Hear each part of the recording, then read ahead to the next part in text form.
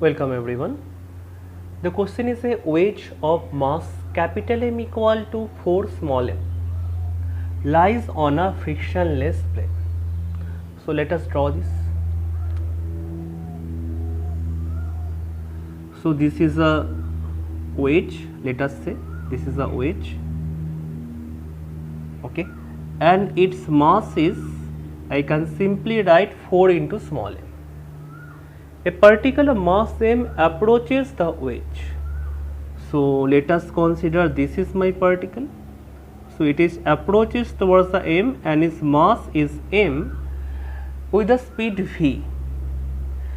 So the mass of the wedge is, we can say, 4 times that of the particle. Okay. So it approaches it. After that, when it just reach it, after it starts climbing up. Okay. There is no friction between the particle, okay, between the particle and the plane. So there is no friction, no kind of dissipation of energy is there. The plane and the wedge, here also no friction, wedge and the plane. So no kind of dissipation of energy is here. The maximum height that climbed up by the particle on the wedge is given by.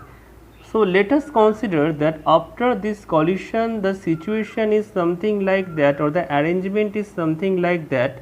The particle is somewhere here, okay, it climbs up to the height, we can say h, okay. So this is the scenario now, okay. So if I try to use the conservation of momentum here, so before that collision between the particle and the wedge, the only this particle have the momentum mv, the wedge is at rest.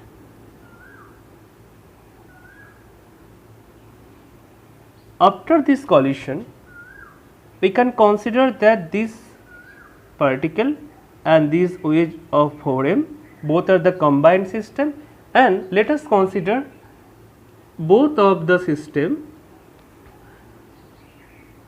have some velocity, let us say v prime. So what is it? So we can simply say it is mv and it is 5m into v prime. So from there we can simply write v prime equal to v divided by 5. That is relations between the final velocity of this combined system, that is the particle and the wedge, the common velocity of the both, okay, and v is the velocity of the particle before. Now we can apply the conservation of energy, because no kind of dissipation occurs, not in the time of approaching this particle towards the wedge, and the dissipation also does not occurs when the combined system moves in that particular direction, because there is no friction between the wedge and the plane. So the conservation of energy holds. So before this collision, half of small m into v square, that is the energy of this particle, plus 1 by 2 into 4m, since the wedge is at rest, so 0 square, equal to 1 by 2 small m plus 4m, that is the mass of the particle plus mass of the wedge, into v prime square, okay. So this is the kinetic energy of both of the system, but here we have to observe one thing. There is the particle small m reaches at a height on the wedge. The wedge is not shifted vertically, but the particle of mass m is shifted vertically by h.